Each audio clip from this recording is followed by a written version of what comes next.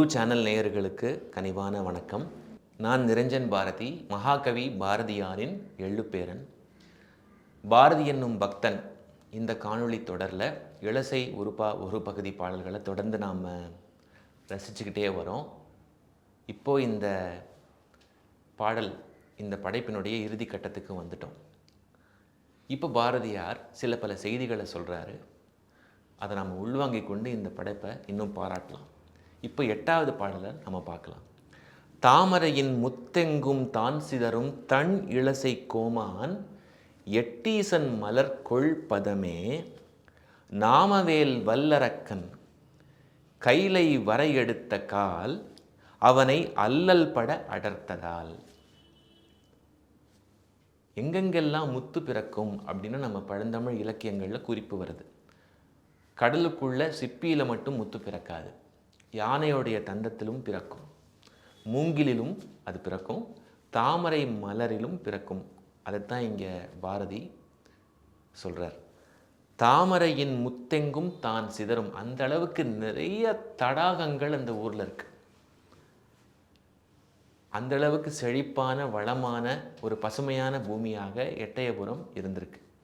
இயற்கை அழகில் எட்டயபுரத்தை அடிச்சுக்க எந்த ஊரும் இல்லை அப்படிங்கிற மாதிரி இந்த வர்ணனைகள் மூலமாக பாரதி நமக்கு புரிய வைக்கிறார். தாமரையின் முத்தெங்கும் தான் சிதறும் தன் இளசை. குளிர்ந்த அந்த எட்டயபுரத்தில் அரசனாக இருப்பவன் யார்? எட்டீசன் அப்படிங்கிற அந்த தெய்வம், சிவபெருமான். அந்த சிவபெருமானுடைய காலுக்கு இன்னொரு ஆற்றலும் உண்டு. அது எப்பேற்பட்ட பாதம் தெரியுமா? ஒரு முறை இலங்கேஸ்வரனாக இருந்த ராவணன், அவனை தான் பாரதி சொல்கிறார் வல் அரக்கன். ரொம்ப கொடிய ஒரு அசுரன். அவன்கிட்ட ஒரு வேல் இருந்தது. அது பார்க்கும்போதே நமக்கு பயமாக இருக்கும். நாமவேல் வல்லரக்கன் கைலை வரையெடுத்த. தவம் செய்து நிறைய வரங்கள் வாங்கி ராவணனுக்கு அகங்காரம் ரொம்ப அதிகமாகிடுச்சு. 10 மடங்கு ஆயிடுச்சு. 10 தலைகள் இல்லையா? அவன் என்ன நினச்சான் அப்படின்னா, நாம் ஏன் கைலை மலையையே அப்படியே பெயர்த்து எடுக்கக்கூடாது அப்படின்னு நினச்சான். சிவபெருமான் கிட்ட தான் வரத்தையே வாங்கினான். ஆனால் சிவபெருமான் இருப்பிடமாகிய அந்த கைலை மலையையே நாம் ஏன் அசைச்சு பார்க்கக்கூடாதுன்னு ராவணன் நினைத்தான். அது அவனுடைய அகங்காரத்தின் வெளிப்பாடு. சிவபெருமான் என்ன பண்ணார்? எழுந்து கடுமையாக போர் செய்து ராவணனை அவர் வீழ்த்தலை. தன்னுடைய கால் பாதத்தால் ராவணனை லேசாக மிதித்தார். அவ்வளவுதான். அவன் பயந்து நடுங்கி பெரும் துயரத்துக்கு ஆளாகி, என்னை மன்னித்து விடு அப்படின்னு சொல்லிட்டு தன்னுடைய தவறை உணர்ந்து கிளம்பிட்டான். அதுதான் இங்கே பாரதி சொல்கிறார். வரையெடுத்த கால், கைலை வரையெடுத்த கால் அவனை அல்லல் பட அடர்த்ததால். அடர்த்ததால்னா லேசாக தாக்குதல்.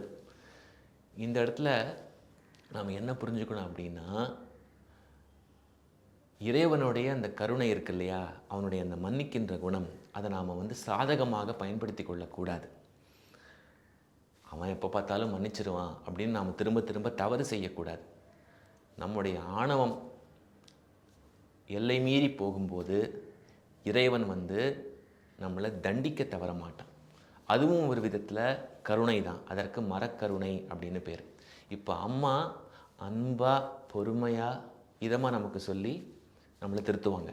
அப்பா கொஞ்சம் கண்டிப்பாக கொஞ்சம் கடுமையாக தேவைப்படும் போது அடித்து நம்மளை திருத்துவார். இறைவன் அறக்கருணையும் செய்வான், மரக்கருணையும் செய்வான். அறக்கருணை அவன் அன்பாக திரும்ப திரும்ப மன்னித்து நம்மளை திருத்துறது.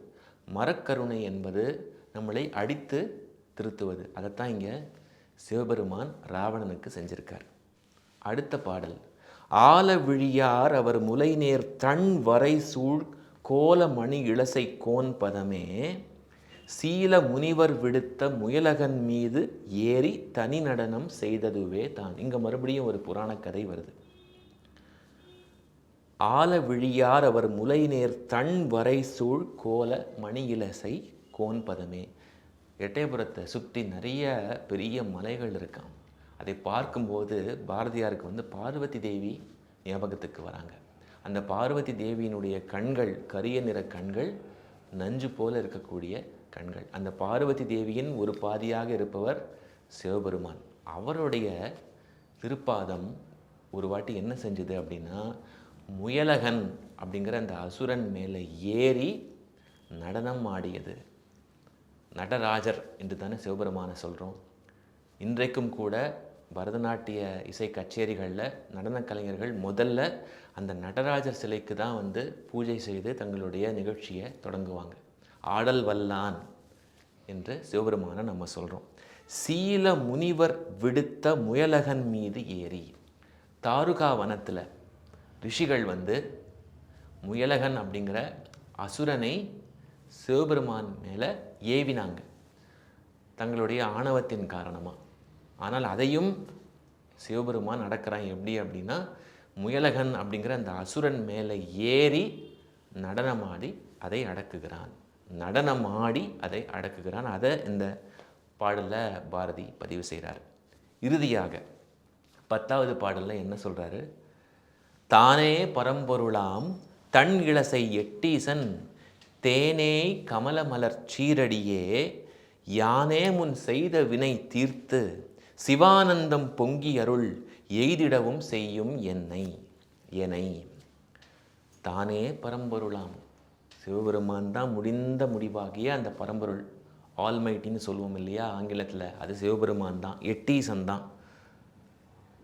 அந்த எட்டயபுரத்தில் அவன் தன்னுடைய அருளால் ஒரு கோவிலுக்குள்ளே இருக்கான். அவனுடைய தாமரை மலர் போன்ற அந்த அழகான பாதங்கள் என்ன செய்யும் தெரியுமா? நாம் அந்த பாதத்தின் முன்னால் பணிஞ்சு சரணடைஞ்சு என்னை எப்படியாவது கடையேற்று, என்னை எப்படியாவது காப்பாற்று, இந்த துன்பங்கள்லேருந்து எனக்கு விடுதலை கொடு அப்படின்னு கேட்டோம் அப்படின்னா, நம்முடைய எல்லா வினை பயன்களையும் அவன் ஒரு நொடியில் அறுத்து தள்ளிடுவான். அப்பேற்பட்ட ஆற்றல் அந்த திருவடிகளுக்கு உண்டு. ஆனால் நாம் அதற்கு முயற்சி செய்யணும். நாம் உண்மையாக பக்தி செய்யணும். அவனையே எப்போதும் நினச்சிட்ருக்கணும். நம்முடைய ஆணவத்தை அப்படியே அவனுடைய காலடியில் காணிக்கையாக வச்சிடணும். அது மட்டும் நாம் செஞ்சோன்னா நமக்கு இனிமேல் பிறப்பே கிடையாது. நாம் எந்த வினை பயனையும் அனுபவிக்க வேண்டியதில்லை. அது மட்டும் இல்லை, சிவானந்தம் என்கின்ற அந்த ஆனந்தமும் நமக்கு கிடைக்கும். அது என்ன சிவானந்தம்? இறைவனோடு எப்போதும் இருப்பது, அவனோட இரண்டரை கலப்பது, அவனோடைய ஒரு அங்கமாக ஆயிடுறது. இறைவன்கிட்டேருந்து தான் நாம் வந்தோம், திரும்ப இறைவன்கிட்டேயே போய் கலக்கும்போது அதுதான் சிவானந்தம்.